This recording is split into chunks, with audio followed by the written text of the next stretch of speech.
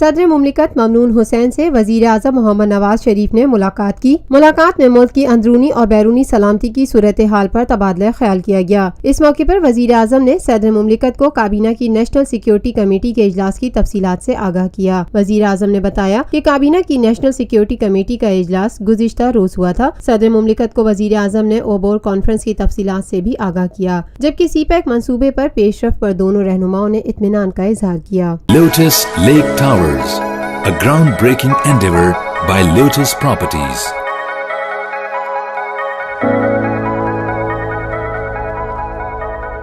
ملکی، بین الاقوامی، سماجی، سیاسی، تجارتی، ثقافتی، تفریحی، معلوماتی اور کھیلوں سے جڑی ہر چھوٹی بڑی خبر کا مرکز TNN TV۔